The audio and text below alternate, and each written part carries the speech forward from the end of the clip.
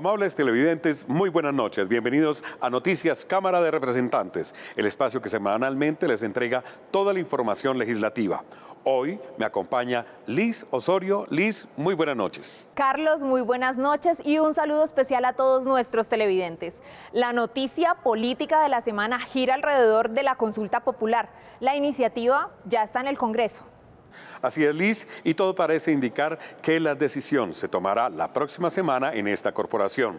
También le tomamos el pulso al ambiente político en la Cámara. Quédense con nosotros, los invitamos a conocer nuestros titulares. Bienvenidos.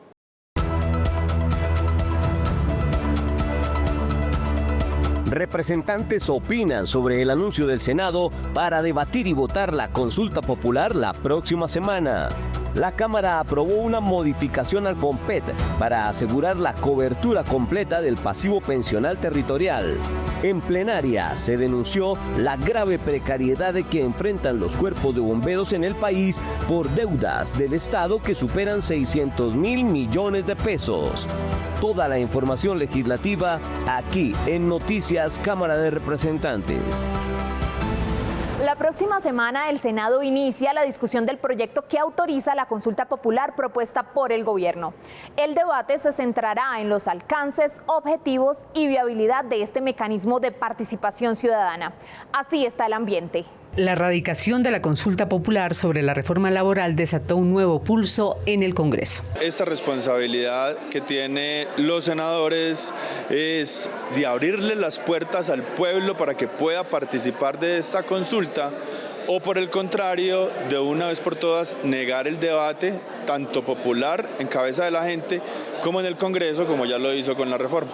La consulta impulsada por el Gobierno Nacional tras el hundimiento de la reforma laboral en el Senado ha generado una fuerte división. Eso es un mecanismo que está utilizando el gobierno para manipular de alguna manera la opinión pública. Si se aprueban las 12 preguntas de la consulta popular, de igual manera tienen que venir al Congreso de la República para que esto se constituya en una ley de la República. En caso de que el Senado de la República niegue esta consulta popular, el presidente no la puede sacar por decreto. Mientras el 57% de los colombianos apoya la iniciativa, en el Capitolio el ambiente está marcado por divisiones y tensiones entre el oficialismo y la oposición. Y en esta ocasión, como el poder delegado no quiso actuar en consonancia con los derechos de los trabajadores, que son la mayoría de los colombianos, 25 millones componen nuestra fuerza laboral, pues entonces el pueblo recobra su poder y ejerce su soberanía. Para que la consulta sea convocada, al menos 53 de los 105 congresistas deben votar a favor. Si se aprueba, los colombianos irán a las urnas dentro de los próximos 3 meses. Los recursos para las pensiones de empleados de la salud y educación de los municipios del país estarían garantizados. La plenaria aprobó la iniciativa que moderniza el Fondo Nacional de Pensiones de las entidades territoriales, FOMPET. Con este proyecto de ley, que recibió 112 votos a favor en su último debate en plenaria, se amplía el plazo al año 2044 para garantizar los recursos de las pensiones de empleados públicos en los entes territoriales, reduce tramitología y transparencia para invertir excedentes del FOMPET. Se acabaron los trámites de rogadera de los entes territoriales, de los alcaldes y gobernadores, que tenían que ir a rogar al Ministerio de Hacienda y al FOMPET para poder desahorrar los excedentes que tenían por cada sector.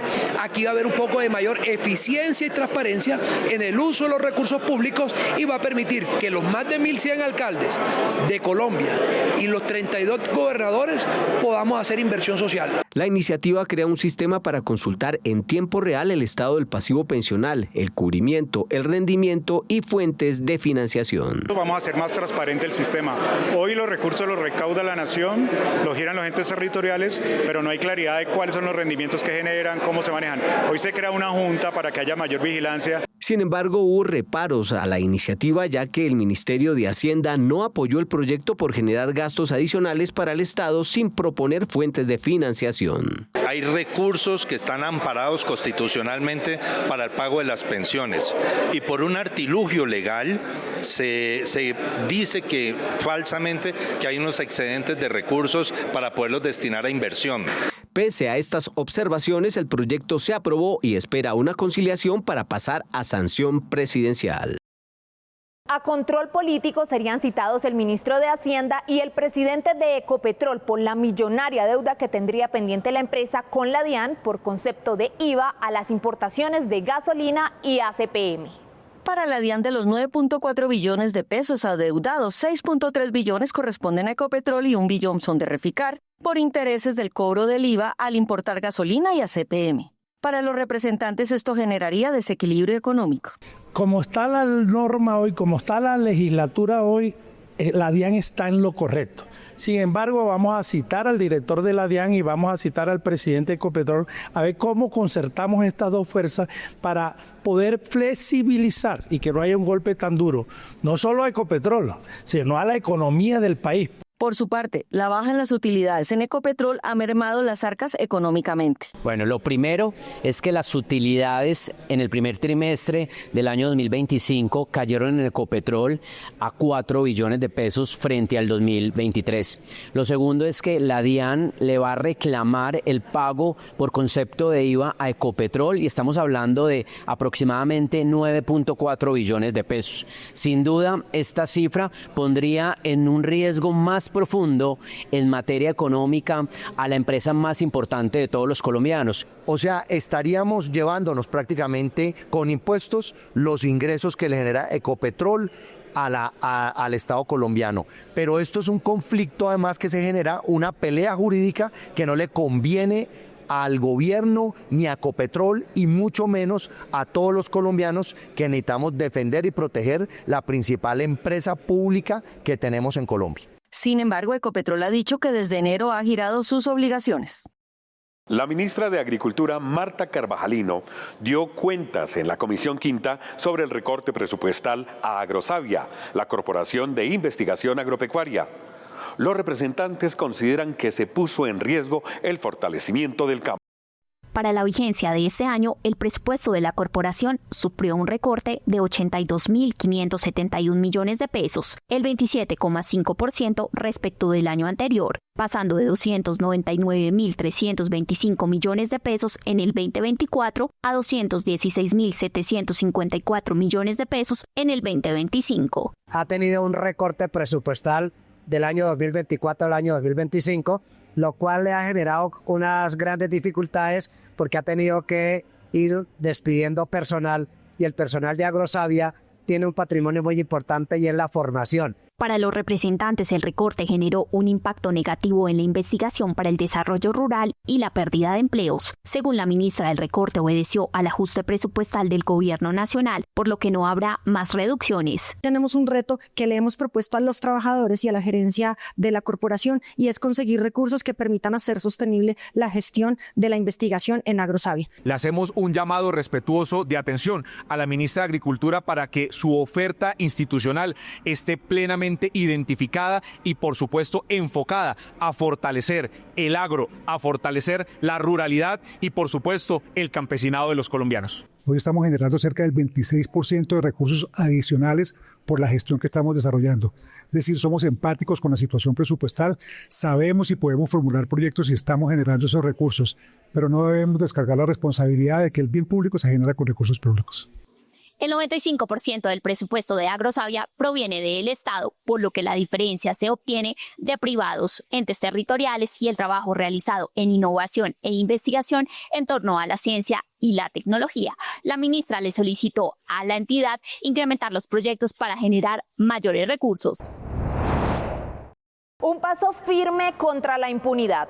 La Cámara de Representantes discute un proyecto que podría cambiar el rumbo de las investigaciones judiciales en Colombia. La creación del Banco Nacional de Perfiles Genéticos. Veamos. El Banco Nacional de Perfiles Genéticos será una herramienta clave para prevenir el delito, agilizando las investigaciones judiciales y de medicina legal. Les voy a poner un ejemplo clásico.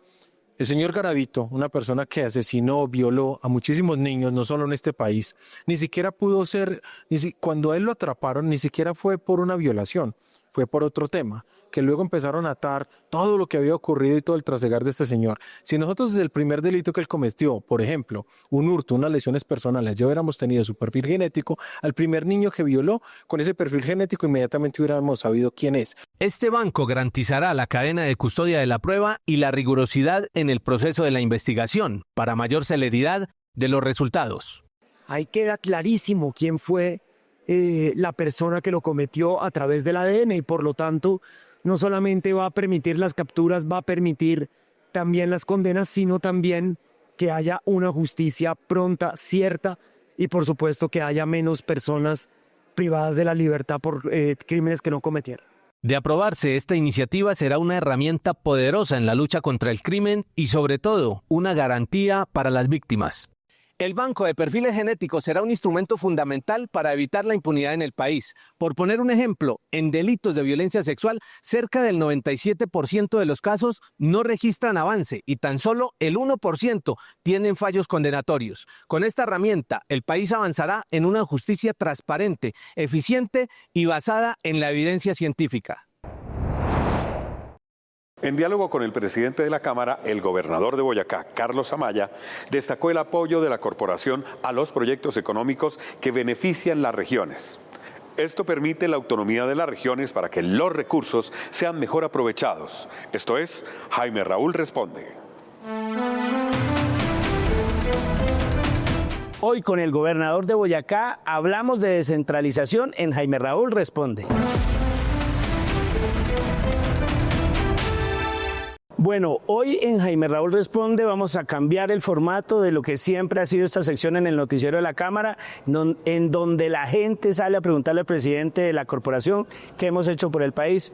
Tenemos un invitado muy especial que está de moda, del cual todo el mundo está hablando en Colombia y que tiene una condición muy importante. Fue hasta hace unos días presidente de la Federación Nacional de Departamentos, compañero de lucha, gobernador de mi tierra, de Boyacá. Carlos Amaya, bienvenido a Jaime Raúl Responde. Hoy, Jaime Raúl preguntándole, bienvenido. Un saludo especial para toda la teleaudiencia y bueno, muy felices de estar en este espacio y de haber trabajado juntos por la descentralización y mayor autonomía para las regiones de Colombia. Contémosle al país qué hemos hecho, qué ha hecho la Cámara de Representantes con el trabajo de la mano de los gobernadores de Colombia en esta legislatura. Lo más importante que ha pasado en los últimos 25 años a nivel de legislación aquí en el Congreso para garantizar mayor autonomía y descentralización es la reforma al Sistema General de Participación, que es una reforma constitucional que requirió 8 debates que permite que los departamentos de Colombia y los municipios reciban más recursos para educación, salud, saneamiento básico y propósitos generales, que básicamente es resolver las necesidades de los colombianos allí en las regiones donde se necesita. Esta reforma, como tú lo dices, Gober, fue una reforma histórica que se trabajó con todas las bancadas, que tuvo un apoyo unánime y que tiene un desarrollo posterior, que es la ley de competencias. ¿Qué has sabido de eso? En la Federación ya le entregamos al Gobierno Nacional, al Ministro del Interior, nuestra propuesta construida desde la Dirección Ejecutiva de la Federación, en cabeza de Didier, con los gobernadores, discutimos en Casanare y ahora le corresponde al gobierno radicar. Esperamos que esto avance rápidamente porque si no hay ley de competencias pues no hay aumento de recursos y los recursos no son para los gobernadores y alcaldes, son para la educación, para los acueductos, para la salud, para cada una de esas necesidades que los colombianos tienen en las regiones. ¿Qué otros proyectos sacamos adelante? Contémosle al país de su propia voz, gobernador de Boyacá, en este trabajo de la mano Cámara y Federación de Departamentos. También avanzamos en la ley de regalías, que esa es una reforma constitucional, para que las regalías, esos fondos que están sin ejecutar en el gobierno nacional, puedan volver a las regiones para que puedan eso resolver los problemas de la ciudadanía. En últimas, insisto, si los gobernadores y alcaldes tienen más recursos, más competencias, autonomía, vamos a poder resolver un problema de centralismo en este país que ha evitado que regiones apartadas no tengan solución a sus problemas. Bueno, Gober, gracias por estar en este espacio, por explicarle a la gente, por contarle en palabras muy sencillas ese gran trabajo que se ha hecho de la mano de los gobernadores de las regiones de Colombia. La Cámara de Representantes es la voz de las regiones por naturaleza. Usted fue el congresista más joven de Colombia, me recuerdo hace algunos años, y bueno, hoy usted está de moda, todo el mundo, como le digo, está hablando de usted.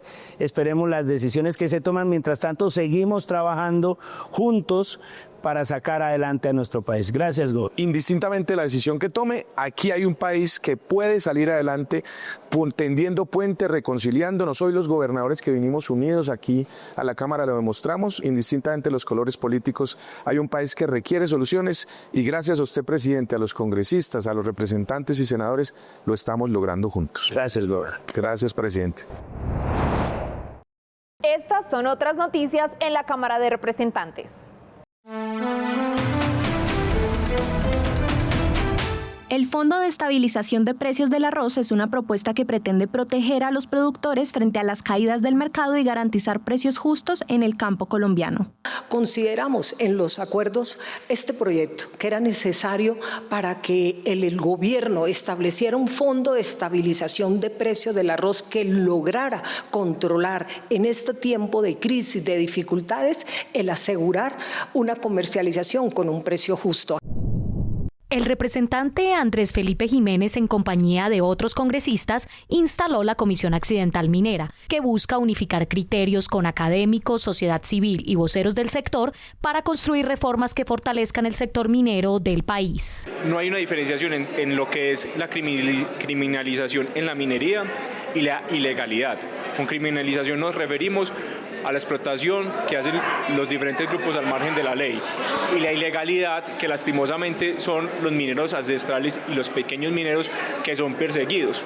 Aquí en esta comisión, ese grupo que representa las 3/4 partes del sector minero en el país son muy bien recibidos y hemos trabajado desde hace varios años con ellos para construir un borrador al Código Minero. En plenaria se llamó la atención por la precariedad con que trabajan los cuerpos de bomberos del país. El Estado les adeuda más de 600.000 millones de pesos acumulados en los últimos 13 años. Las denuncias de los representantes durante este debate se centraron principalmente en el déficit presupuestal que se ha presentado por décadas para el Cuerpo de Bomberos de Colombia. De acuerdo a lo expuesto por el citante, desde el 2012 la Ley 1575 dispuso 2 fuentes de financiación para los bomberos. 2% por venta de pólizas que hoy acumulan 530.000 millones de pesos ya girados, pero 190.000 que la Dirección General de Bomberos no ha ejecutado. El otro es un aporte anual actualizado con la inflación por parte del gobierno de 25.000 millones de pesos, sumando a la fecha 490.000 millones, de los que solo el gobierno actual ha girado 500 millones de pesos. A los bomberos de Colombia hoy les faltan 681.000 millones y mientras tanto ellos siguen andando en vehículos sin llantas, sin gasolina, sin SOAT, sin matrícula, sin seguros y sobre todo sin acompañamiento del Estado colombiano. En el presupuesto se apropiaron solamente en el 2023 500 millones de pesos.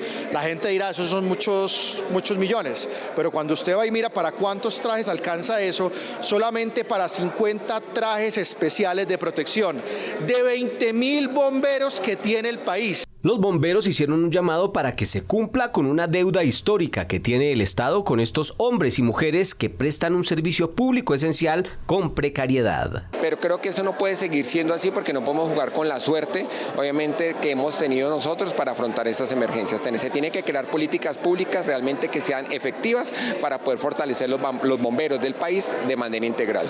Desde el Ministerio de Hacienda reiteraron que desde la ley del 2012, este es el único gobierno que ha aportado una partida de 500 millones de pesos en el 2023 y que la situación fiscal actual no ha permitido nuevos desembolsos. En la medida en que la situación fiscal mejore, tenemos perspectivas que nos permiten un margen de optimismo. Los recaudos de los 2 últimos meses han mejorado de una manera prometedora. En el debate también le pidieron a los organismos de control, a la Dirección Nacional de Bomberos y al Gobierno Nacional que actúen, ya que hay 350 municipios del país que no tienen cuerpo de bomberos y otros en total precariedad. La segunda vicepresidente, Lina María Garrido, denuncia una estrategia oscura contra las fuerzas militares. ¿De qué se trata? Esto es Oposición en Cámara. El gobierno de Petro ha implementado una estrategia oscura contra nuestras fuerzas militares.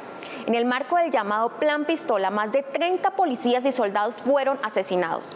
Sin embargo, el presidente no fue capaz de derogar el decreto 0448 del 17 de abril de 2025, con el cual ordenó suspender las operaciones militares y especiales de la Policía Nacional contra integrantes del Estado Mayor de los bloques Magdalena Medio, incluyendo los frentes Gentil Duarte, Jorge Suárez Briceño y Raúl Reyes FARC-EP. Esta situación pone en riesgo a la población y a nuestros uniformados, quienes en medio de operaciones contra estos criminales que todos los días secuestran y asesinan en regiones como el Bajo Cauca y el sur de Bolívar, no pueden actuar con libertad. No tienen tiempo de verificar a qué grupo pertenecen los delincuentes o si están amparados por este decreto. Todos visten de camuflado, con armas. No hay forma de diferenciarlos. No tienen cómo pedirles el carné a los bandidos para verificar si son del Clan del Golfo o del bloque Gentil Duarte. Lo más complejo de todo esto es que si nuestros soldados y policías actúan y neutralizan a un criminal protegido por este decreto, corre el riesgo de ser procesado judicialmente. Como resultado, nuestra fuerza pública se ve obligada a no actuar, permitiendo que todos los grupos criminales continúen operando libremente. Es un favor de Petro a la criminalidad, generando inacción y confusión a nuestra fuerza pública. Colombia enfrenta una de las temporadas invernales más críticas de los últimos años. Tan solo en Medellín se reportan más de 1.700 damnificados. Desde el Congreso se impulsan iniciativas para prevenir y evitar futuras tragedias. Desde marzo hasta hoy son más de 1.640 emergencias por la ola invernal en el país, un dato que entrega el Cuerpo de Bomberos de Colombia, entidad que necesita ser reforzada según algunos representantes. Lo que estamos proponiéndole al Congreso de la República es que el servicio bomberil, ese servicio que se presta en un cuerpo de bomberos voluntarios en este país, se homologue a la obligación de prestar el servicio militar. De esa manera logramos resolver la situación militar de miles de colombianos y de paso logramos fortalecer los cuerpos de bomberos voluntarios.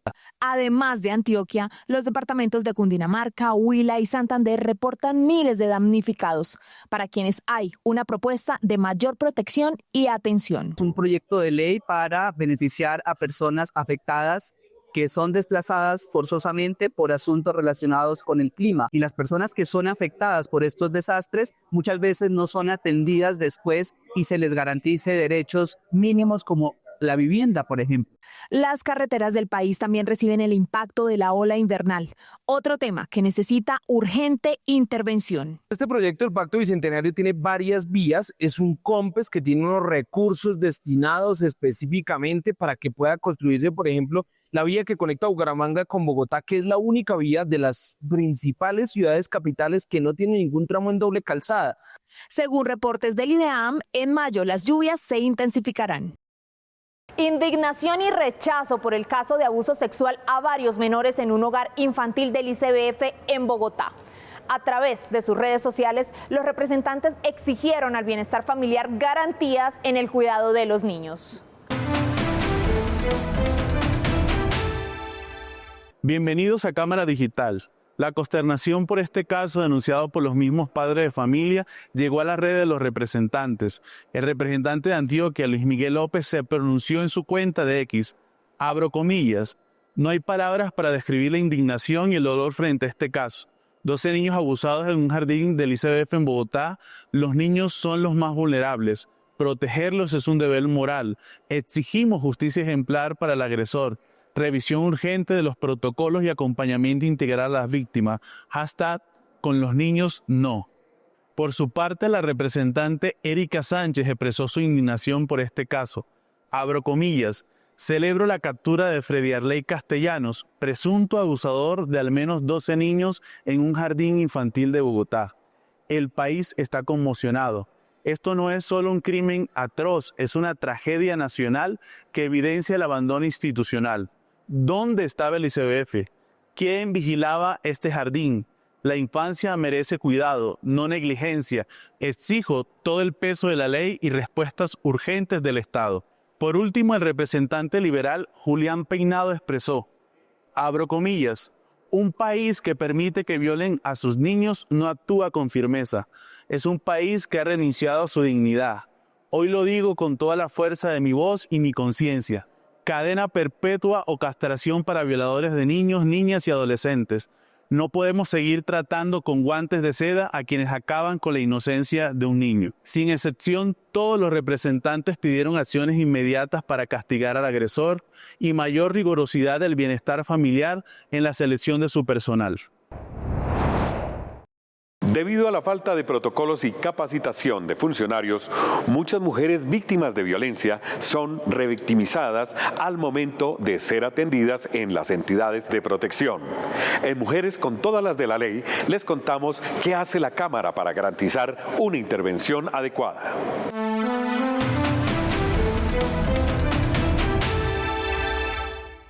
Aunque cueste creerlo, aún le dicen a la mujer que si le pasó algo fue porque se lo buscó, razón por la que fue aprobado en primer debate el proyecto de ley que busca evitar la revictimización institucional.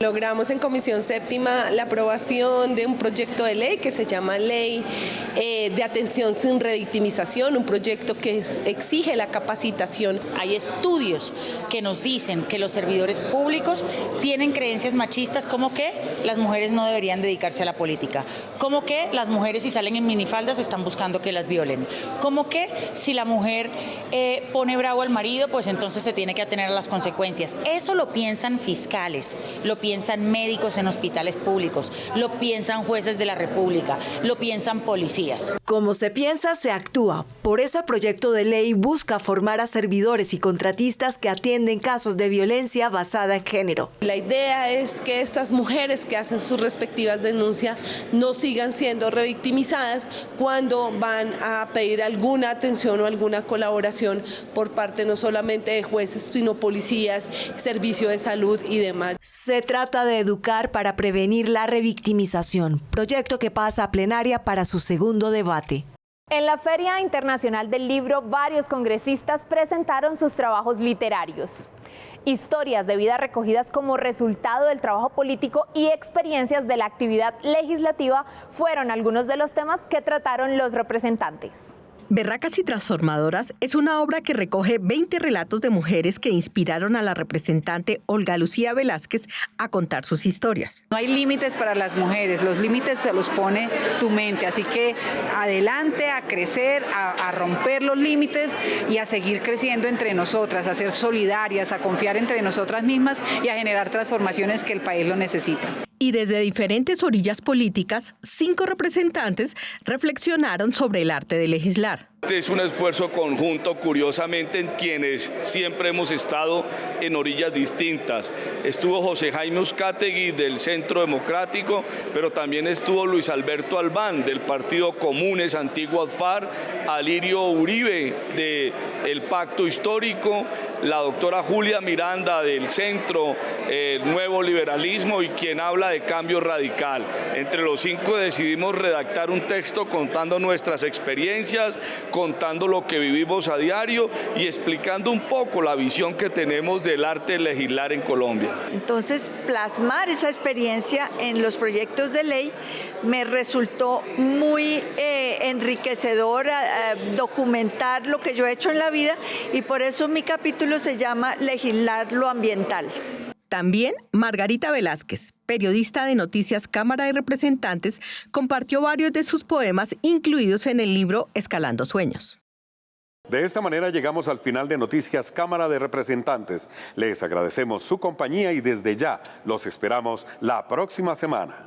Los invitamos a seguir nuestros canales digitales. En las redes sociales nos encuentran como @Cámara Colombia, donde podrán hacer seguimiento a toda la información legislativa. Hasta la próxima. Buenas noches.